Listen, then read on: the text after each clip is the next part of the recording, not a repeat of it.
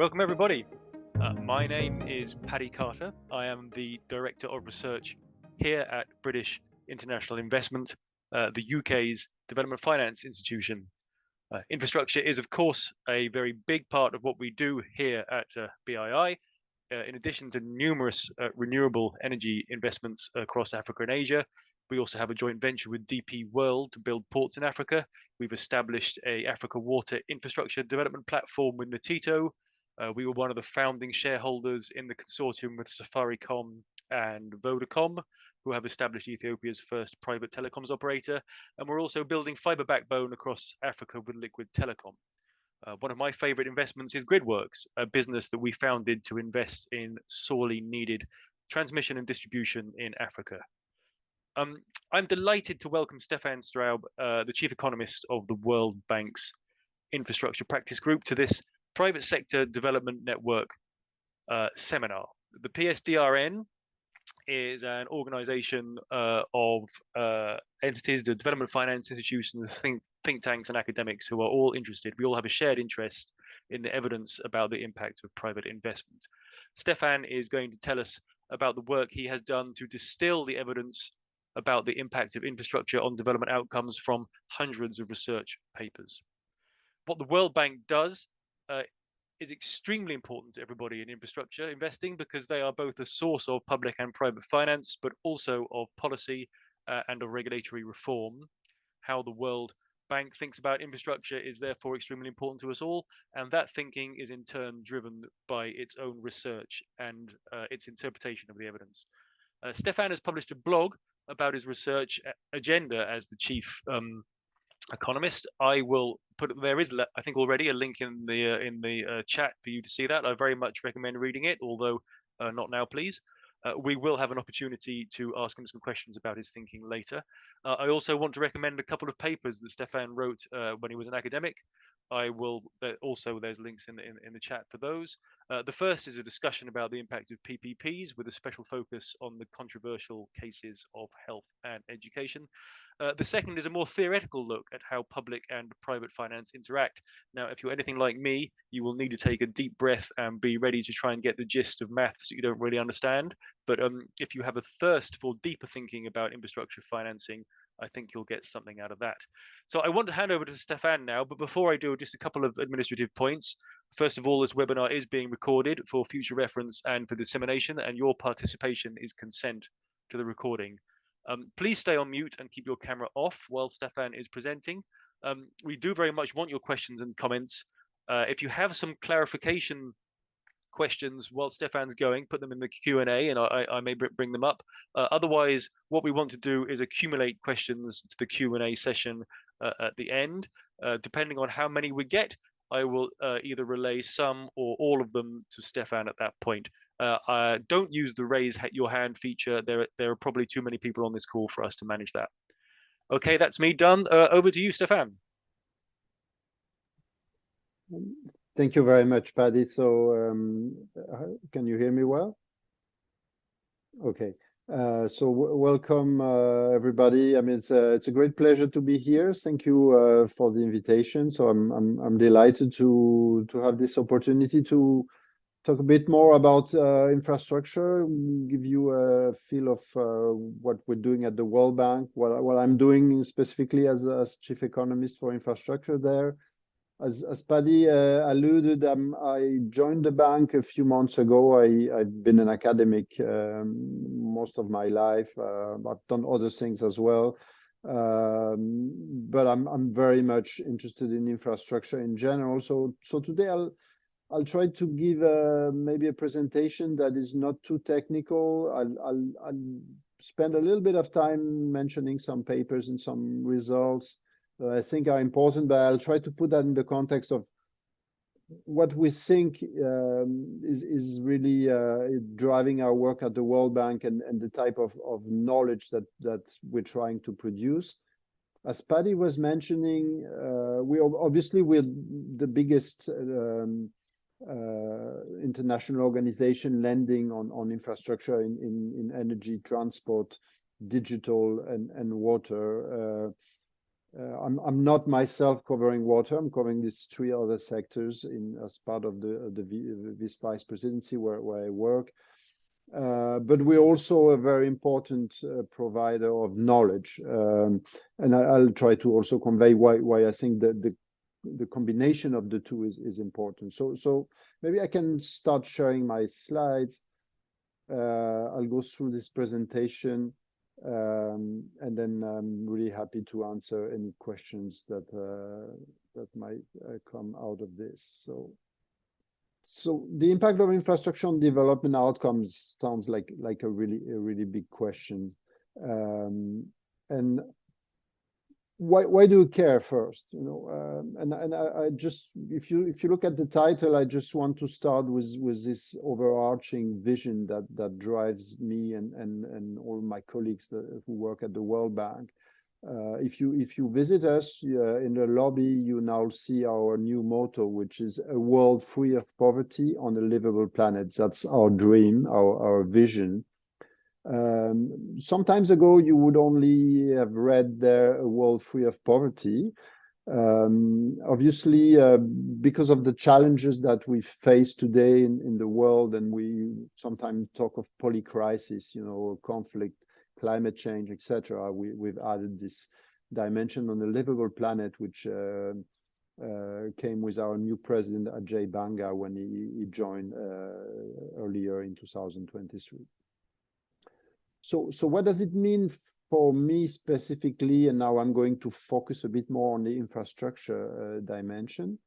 You know, world free of poverty for us means obviously that infrastructure is a big issue in tackling that question. First of all, because we have a reasonable prior, you know, more than a prior that there's a huge infrastructure gap in the world. So here are a few numbers that many of you probably have seen before, but we know that 1 billion people live more than 2 kilometers away from an all-season road. Means that they cannot access basic services like health and education and sometimes job opportunities. Almost 700 million people lack electricity at home, most of them in sub-Saharan Africa. 2 billion people do not have safely managed drinking water. And nearly 3 billion people don't currently have access to the internet. Okay.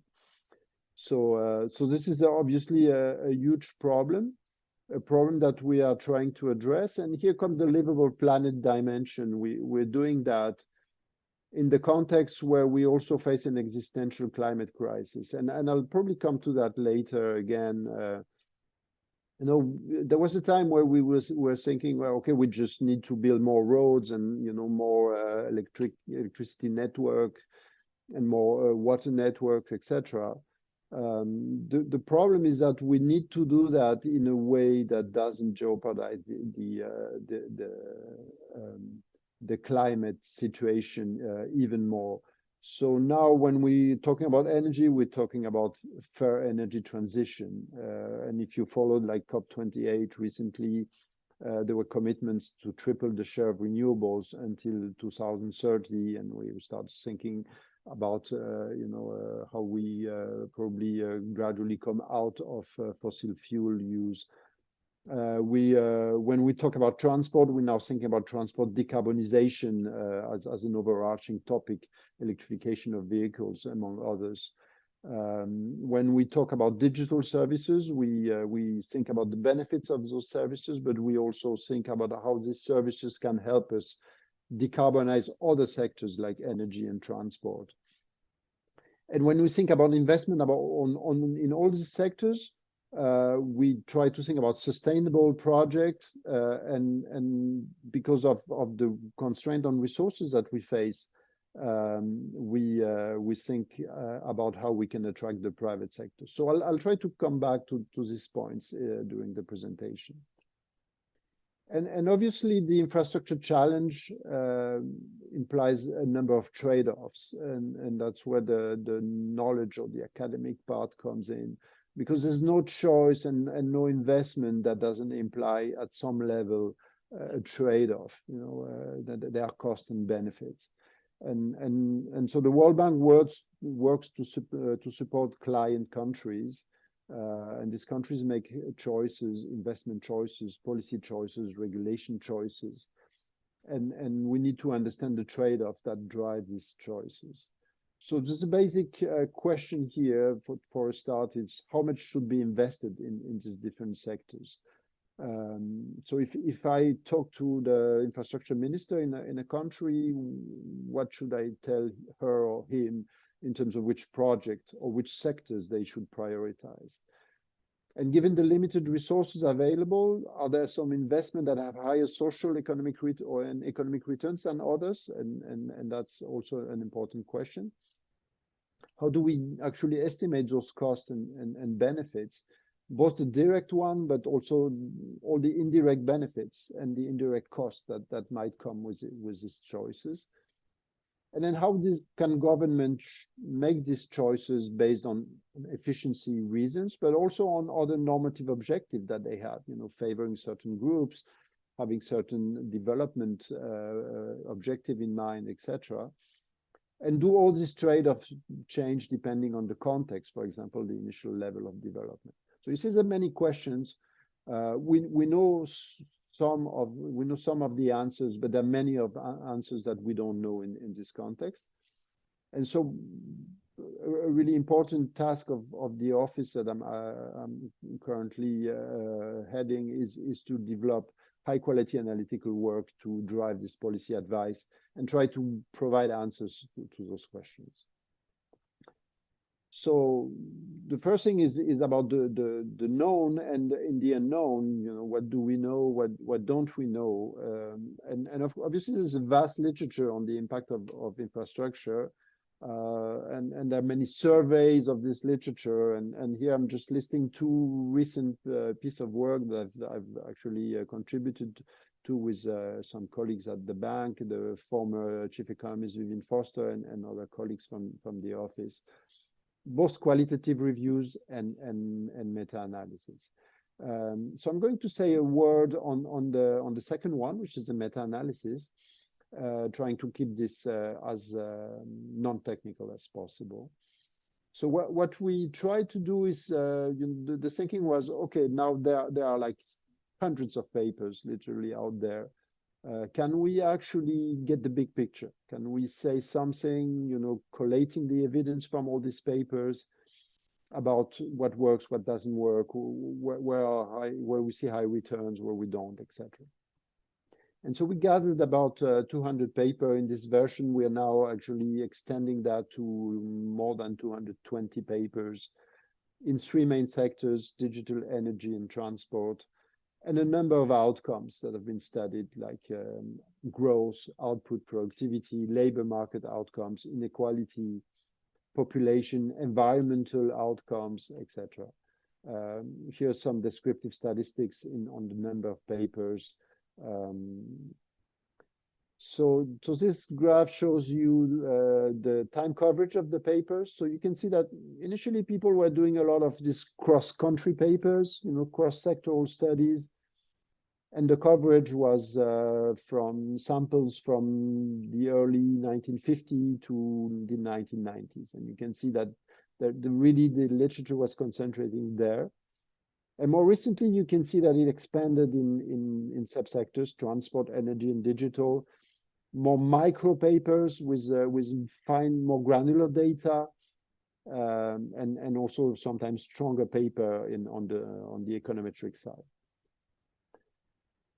So most papers in the literature would tell you, and of course that squares well with the intuition we have, is that, well, infrastructure is good. Infrastructure is good for development. When you invest, when you build more infrastructure, when you provide more access to people, then you tend to see good outcomes. So for example, in the first table here, you can see that in most cases, more than 80% of the estimates that you find in those papers tend to be positive. So these papers report positive outcomes.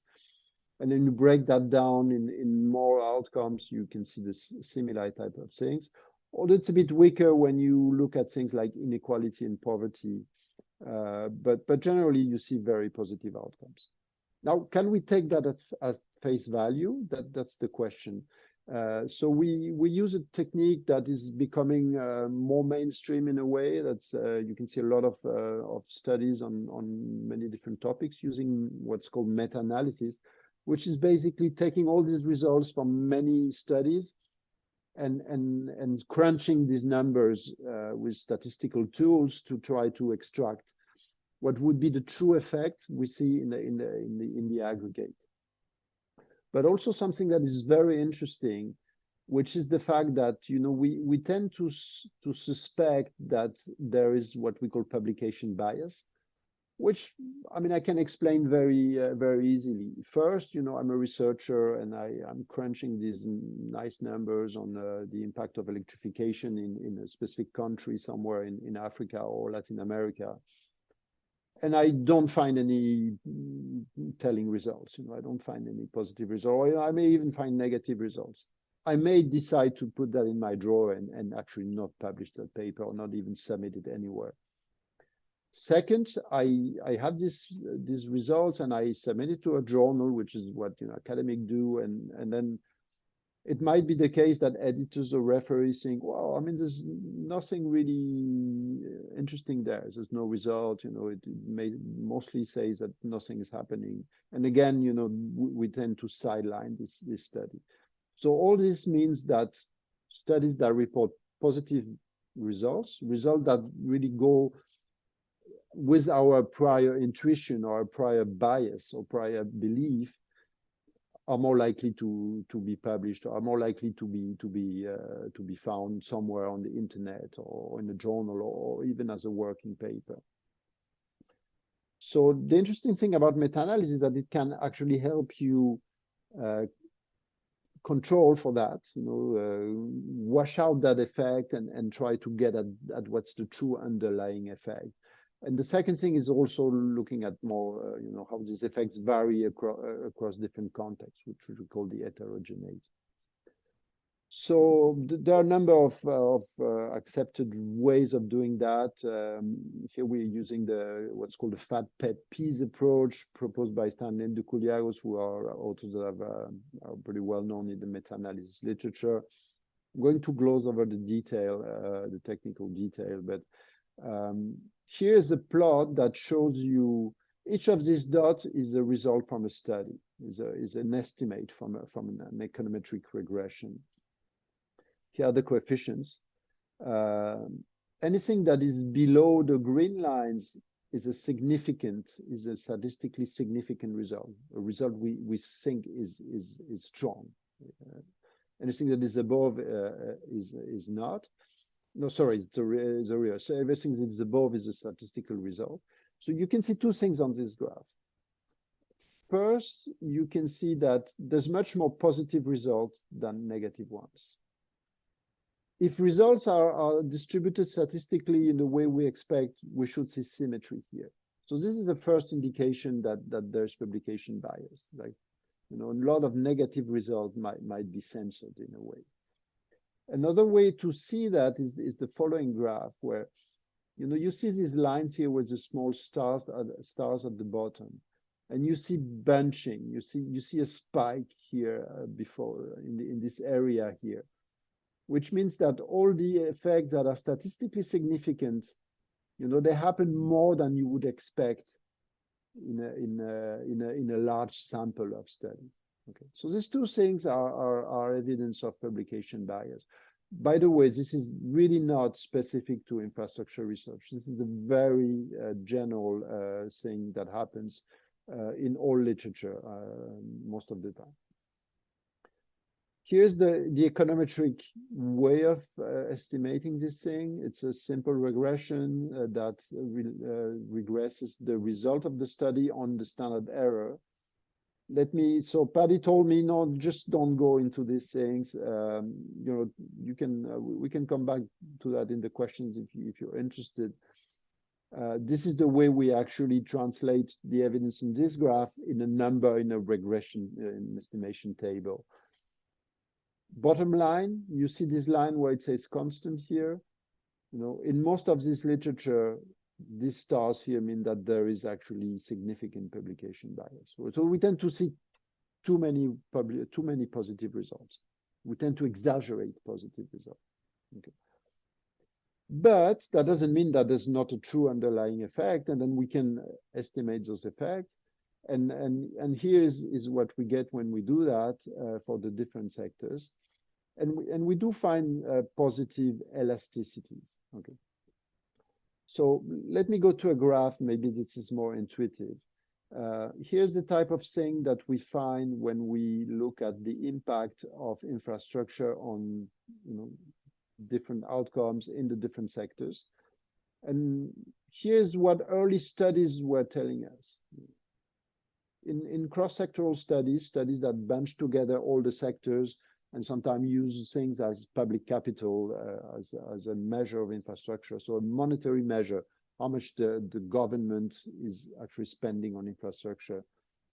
You see that we get pretty strong positive results here. It's above zero, and it's about 6.16. It's stronger in the full sample than it is for the subsample of developing countries, but both are positive. When we move to sectors, you can see that the numbers become smaller, and they become significantly smaller for the three sectors. Maybe stronger for developing countries in the digital area, but not really different for energy and transport, and definitely much smaller than the early result that we had in this literature. Partly this is because we got better data. Partly this is because we got stronger econometrics, stronger identification techniques. Okay. Now, when we break that down even further, you can see that some of these results become actually indistinguishable from zero. Okay. So that's where we are. So I'm not going to go through all this, but let me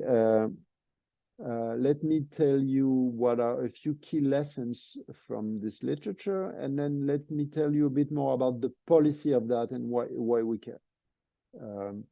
And yeah, I'm checking the time. So first thing, as I mentioned before, there's systematic evidence of publication bias in this literature. This is probably not surprising, and it is important to know it because we need to control for that. We need to not get over hyped with very important, very big positive results. Second thing, the literature on infrastructure has diversified hugely. We now have very large type of different data from different sectors. We have very good measure of access at the granular level, micro level, data on how people access different services locally. We have spatial data. We have many more outcomes. So this is a literature that has really grown both in size and also, I would say, in quality.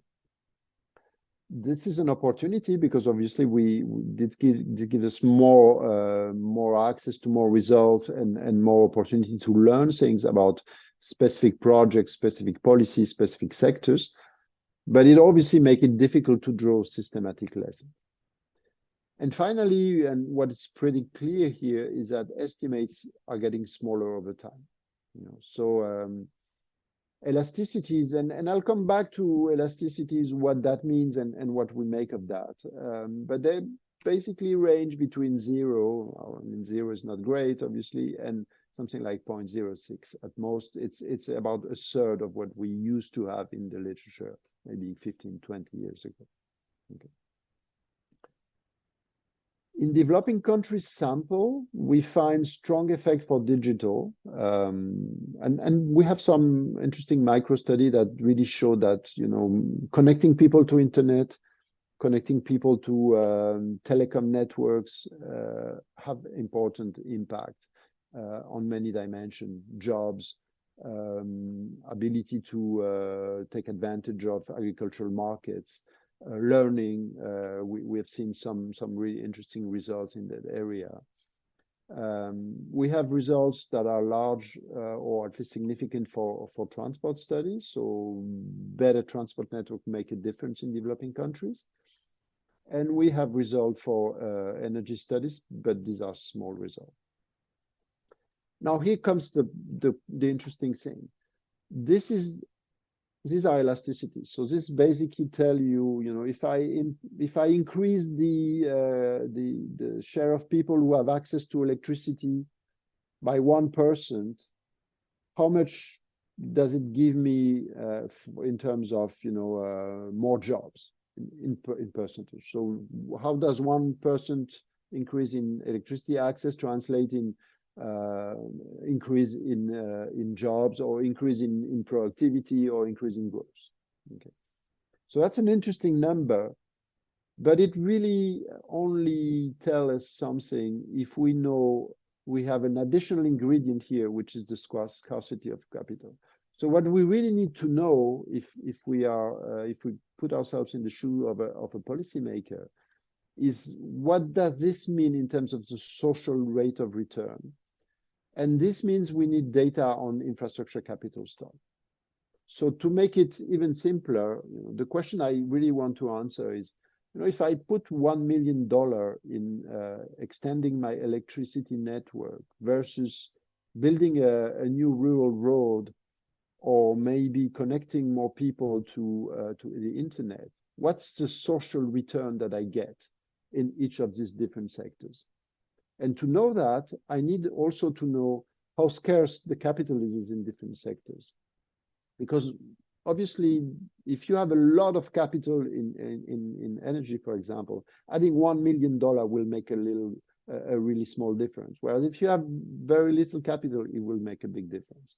So economists have a way to think about that, which is the marginal, the social rate of return of capital, or the marginal product of capital.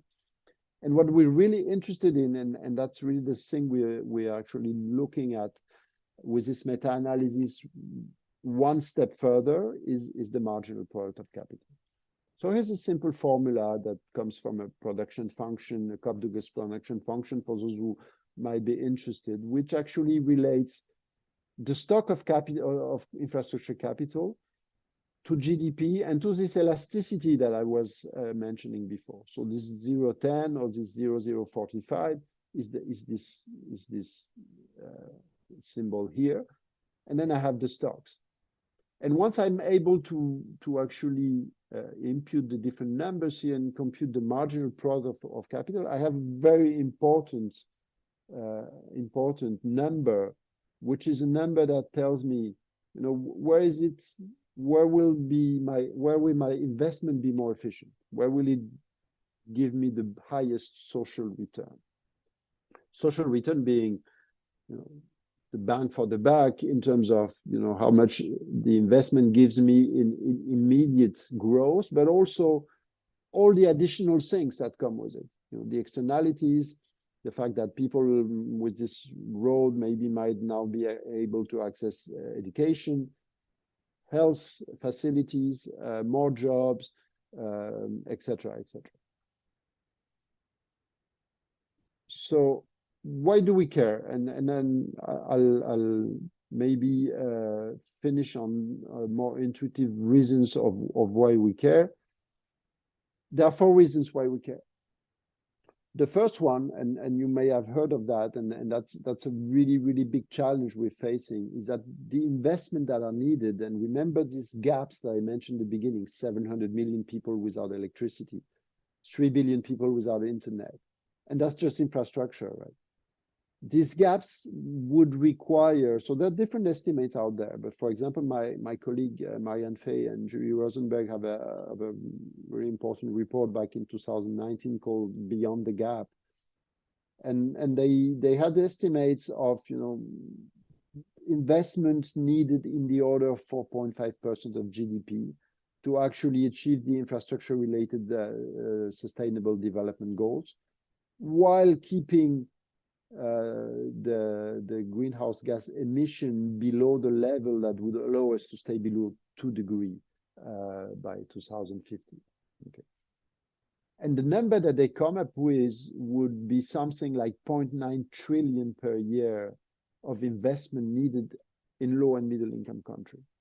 If you add to that other investment that are non-infrastructure related, conflict, climate change, etc., the current numbers that people would mention at the World Bank are in the order of 2 to 3 trillion per year. We obviously don't have that kind of money. Governments don't have that kind of money. The World Bank doesn't have that kind of money. The World Bank portfolio is in the tens of billions. Okay, we're lending around some tens of billions every year. So it's really a small fraction of that. So given that we have much less than what is needed, it's even more important than the money that we have, the concessional financing, meaning the money that we put on the table, and the money that the governments are able to mobilize, would go to the sectors and projects that have the highest social return. That makes it even more important. So this criteria that I've been mentioning, the marginal product of capital, the social rate of return, is a very useful criteria to actually decide where we want to put that money. It's definitely not the only one. I don't want to make it feel like, okay, we're just concerned about efficiency. There are other things, allocative efficiency, redistribution, and that's something that government will decide. Where do they want, which sectors, which groups, which area, which regions they want to support and develop. But it's still important to know that we're not putting money where it doesn't actually give us any return. So that's the first reason why we care about this research. The second one is because of what I've just said. We don't have enough public and concessional money to actually bridge all the gaps that are out there. So we need to attract private financing, and of course we hear that all the time. But many of these sectors, many of these investments won't actually happen if the private sector is not putting money on the table. So there are many reasons why having good information on rate of returns might help in that dimension. The first one being the fact that, well, private financing often doesn't flow to where it's needed because of market and government failures. So one such failure, which is very important, is information asymmetries, information failure. We just don't know which are the sectors and projects where the returns are the highest and where this private financing can be profitable. So this is the first reason.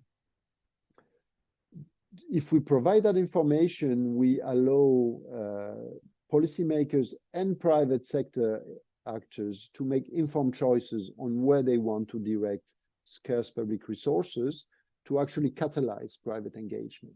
Okay. We actually allow the private sector to make its own risk assessment and also decide where it wants to put the money. And we finally, and I think that's a very important one, we know that political risk is a big issue in trying to attract private money in some contexts. Having good information on which sectors are the highest return and showing that the government takes efficiency seriously is a very important signal, because it means that the government is concerned about having a governance and political environment that is supportive of private investment. So that's the second reason. This information, this knowledge that we're creating helps us advise governments and help us and governments actually bridge the information gap with private actors in order to attract private financing. The third reason is because we can use that information to improve projects. So there's many ways to build a road. There are many ways to provide internet or energy to people, and they're not all alike. So some projects might be well designed, some projects might be badly designed, and partly this comes down to additional policy interventions, the way we design the road, the way we design a BRT, bus rapid transit or a subway in a big developing country city, might make a difference. You know, bad design, we have plenty of examples of bad designs that have led to failed projects. So being able to estimate the return on project and how additional intervention or additional design around this project can boost the rate of return is very important. And there's a rich literature that has developed, in particular using randomized control trials, that looks at this type of questions. You know, how do we actually generate additional intervention around the transport project to make it more useful, more accessible, and finally make sure that it has a higher social return. So with the information on rate of return and that additional literature, we might be able to identify and screen the most valuable intervention. And that's the third reason why we think this research is important. And the fourth reason is that, well, you know, I'm talking about social rate of return. I've been insisting a lot on these externalities, saying, okay, you know, projects have direct benefits, but they also have indirect benefits. They're not necessarily perfectly competitive. They're not always revenues from user fees, especially in contexts where people are poor and cannot necessarily pay for the services directly. And many of these services come from externalities. So being able to know the difference between the social rate of return, the aggregate rate of return for society, and the private rate of return for the investors, and identifying the difference is a crucial ingredient to design what we call appropriability mechanism. So how do we make sure that we capture these externalities? You know, a BRT, a subway, a road will actually generate higher value because the land around it will actually increase in value. And we can appropriate part of this value to actually reward investors to make sure this investment happens. How do we appropriate this? To do that, we first need to identify the returns, the social and the private returns. And again, our information here is crucial in that sense. And finally, obviously, we have this environmental externality issue that is very important. We need to be able to identify environmental externalities, which can be negative because some projects have very high greenhouse gas emission or air pollution implications, or positive if they imply a shift to a cleaner service. So in that sense, this research that starts from, you know, just identifying the return on project can help us bridge this private and social return, and again mobilize more resources towards the right project, maybe with the right investors. Okay, let me stop here. I think I've gone for probably a bit too long, and stop sharing, and very happy to take questions or clarify any of these issues. Thank you very much, Stéphane. So we have some good questions in the Q&A. I'm going to relate them to you and perhaps add a bit of a couple of bits of my own. And the first of them is it's about understanding these numbers a little better that we've looked at. So some of the things you talked about might have been relating the percentage change in the number of electricity connections to the number of jobs. Some of them might be relating a dollar spent on something to a dollar amount, like GDP. That marginal product of capital expression you put on the screen looks like it had prices in it. It looked like a dollar numbered, like a dollar thing to me. So what these numbers that you've shown us, are they kind of amalgams of some things which have a dollar value and some other ways of measuring elasticities which are not dollar? And this, we've also had a question in the Q&A about this concept of the social rate of return. So I mean, that's like quite a philosophical concept. But when it comes down to it, are you measuring the social rate of return by a GDP change? So yes, in general, so maybe going backwards. In the end, we are trying to measure the social rate of return, mostly focusing on studies.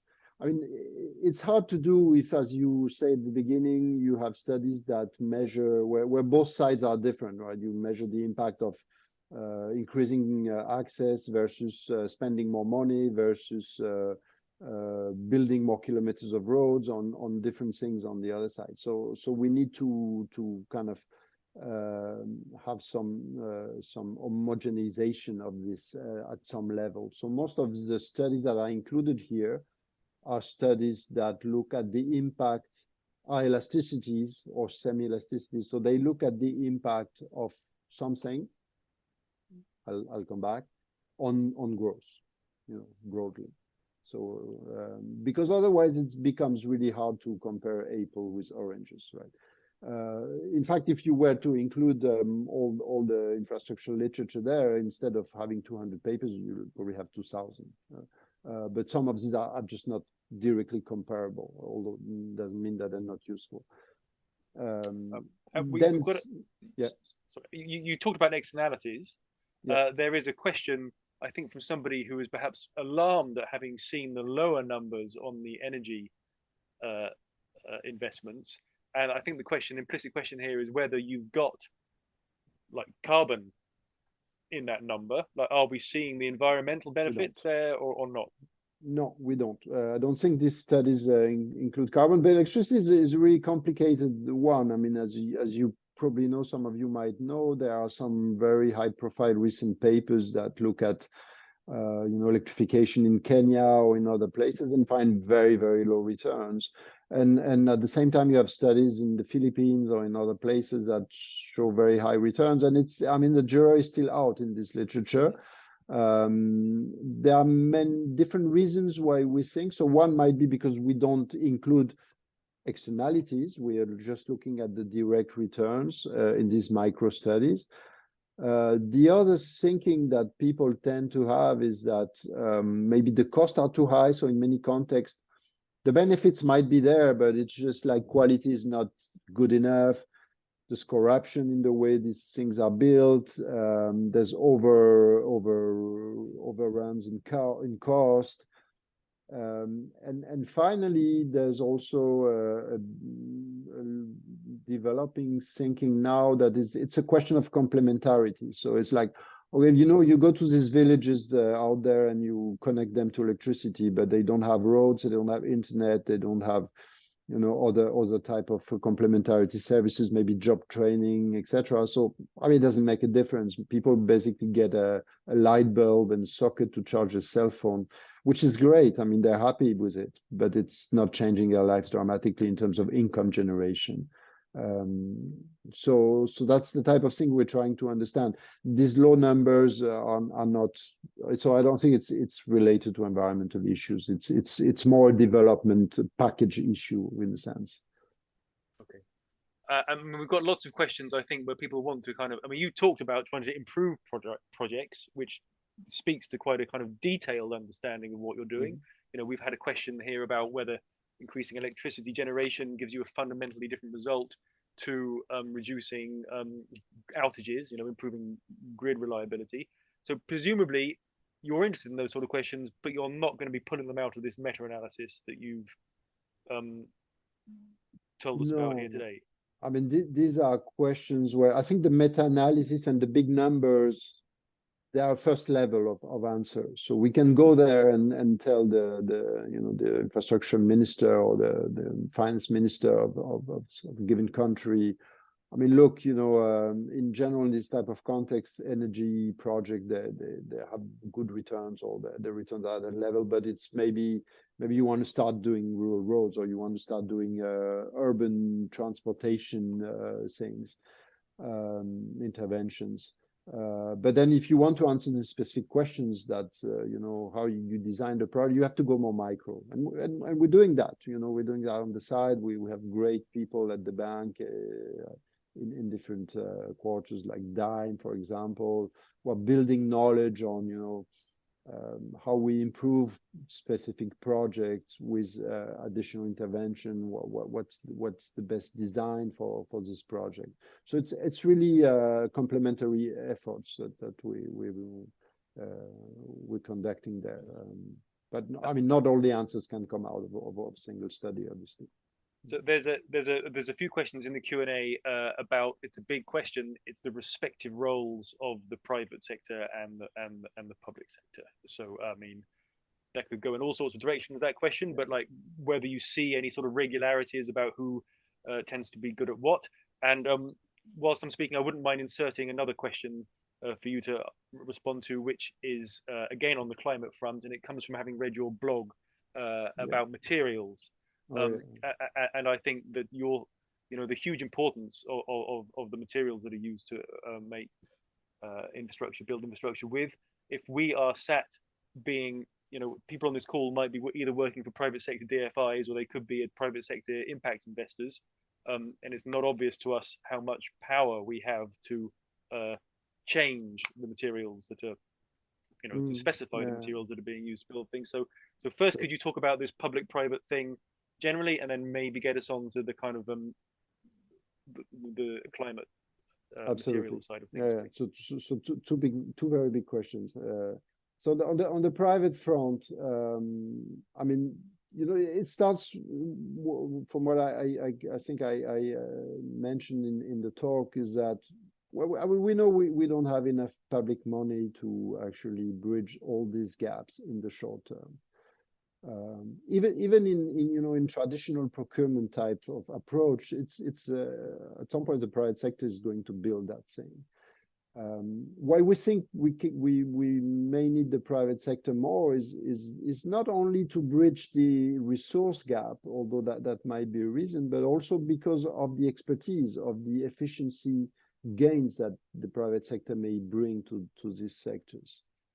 What are the respective roles? Well, there are things the private sector might be interested in doing, and things they don't want to do. They obviously are more interested in things. I mean, things need to be profitable for the private sector to be evolved, and that's fine. I mean, this also creates jobs, it creates economic activity, etc. So, I mean, it's really a world in which everything would be done by the public sector. It's just a very sad world, and it never existed in the first place. So the thing is, we want, this where we need more resources when the private sector to bring its expertise to build the infrastructure, and we want to regulate it in a way that they find it profitable to do it, but they don't extract too much rent from doing it, because obviously there's a trade-off. I mentioned trade-off at the beginning. There's a very important trade-off here.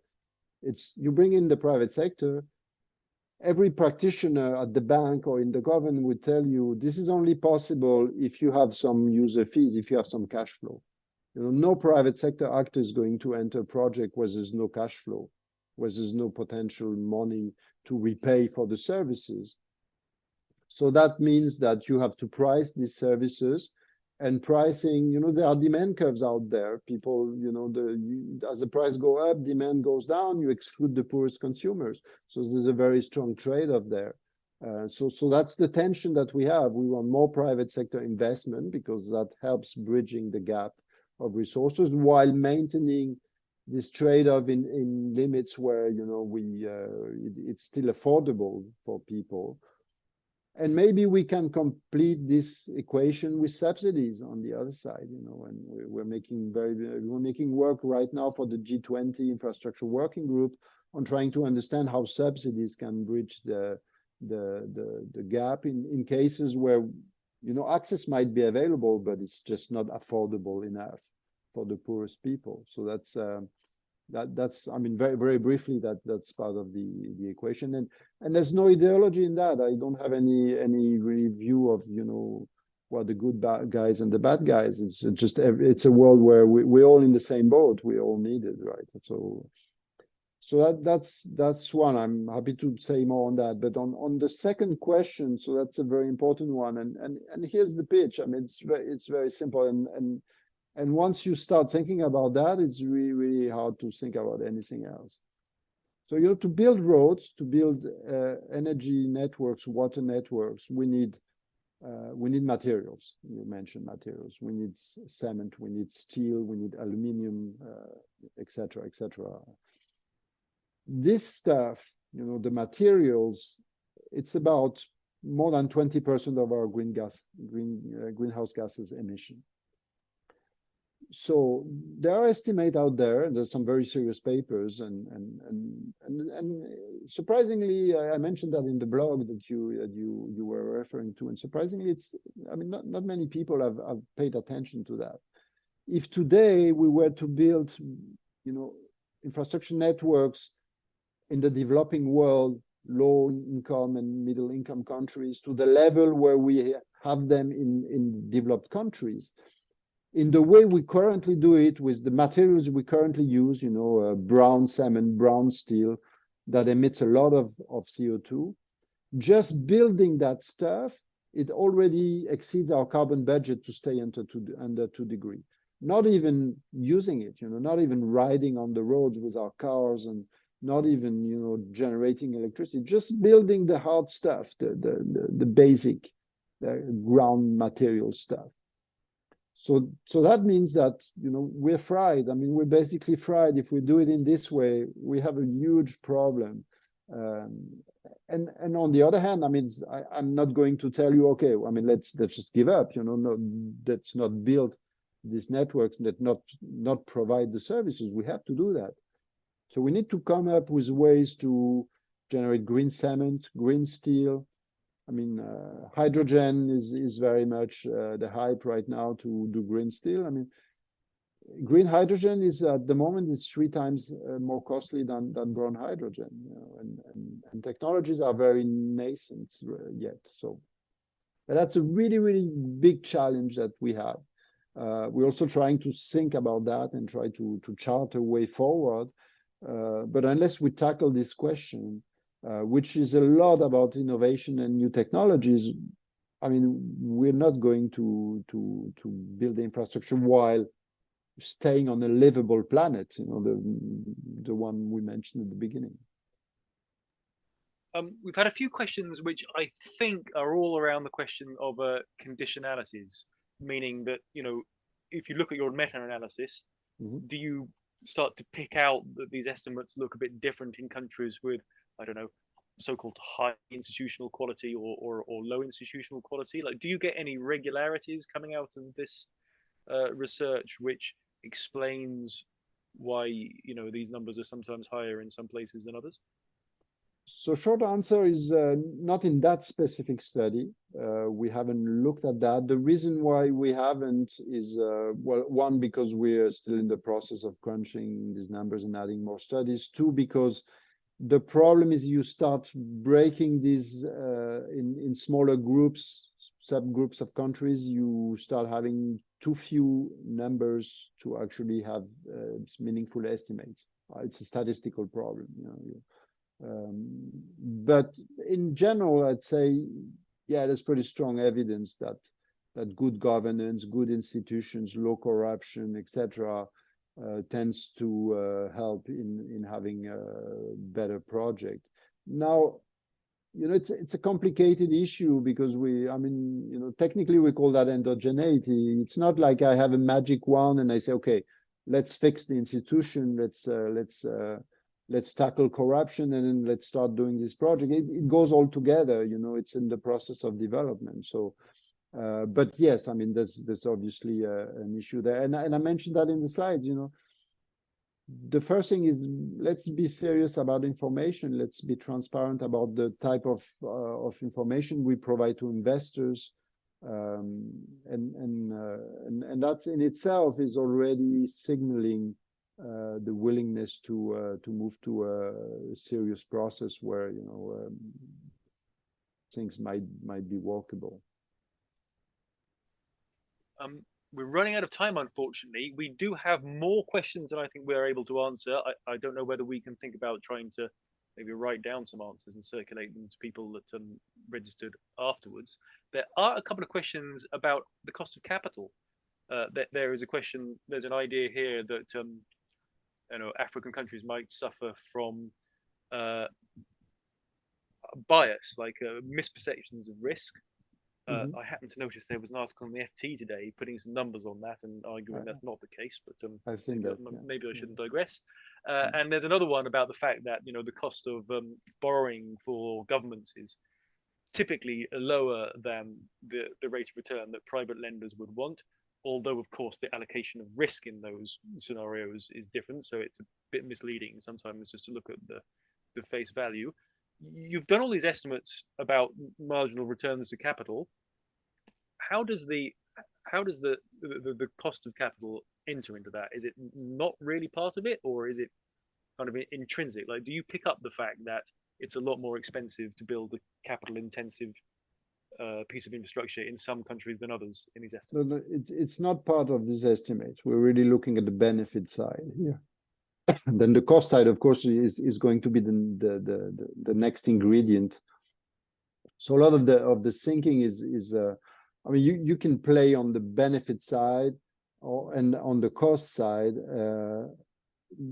I mean, that's big part of the thinking that is going on now at the World Bank. As you probably know, our new president, Ajay Banga, has created this private sector lab with representatives from big financial institutions, and they're trying to think of a few things that might actually help in that regard. I mean, there are many questions. One is the currency mismatch that these countries face, because if you are borrowing in a currency that is not your own, then you also face the risk of an additional exchange rate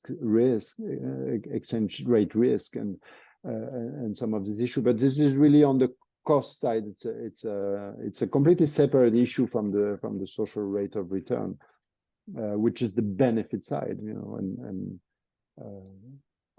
It's a bit like the electricity thing I mentioned earlier. One thing is how much benefit you bring to people by connecting them to electric network. How much does it cost to the government? And one part is the cost of capital, but there's also things like the cost overrun problem, the efficiency of investment problem. I mean, as we know, $1 invested in building a piece of infrastructure doesn't actually produce the same thing in different places. And that's the big issue. There are good reasons for that. Maybe a road in Rwanda, which is a very hilly country, is more costly to build than a road in a very flat, and where the terrain, a place where the terrain is easier. So there are like reasons that you cannot really change, but there are also reasons that are related to institutions. You mentioned them, the financial environment, and maybe biases in the perception. And maybe in that sense, the research we're doing on rate of return can also help reduce some of these biases. I mean, it's obviously you less likely to lend to a place where you have less information, you perceive as more risky, and providing more accurate information reduces this type of biases. It's not the only thing, but it's part of the effort. Well, unfortunately, I have to wrap things up and bring this to a close. So it only remains for me to thank Stéphane for talking to us today, and thank you all for taking the time out of your Friday to join us. Do look out for more private sector development research network webinars. I think we've got a good schedule for the year. All right, everybody. I'm going to say goodbye. Stéphane, do you want to sign off, and then we'll. Thank you very much, Paddy. Thanks everybody for joining and listening to us. I'm very happy to continue this conversation wherever, and I hope to put more results and research and knowledge out there.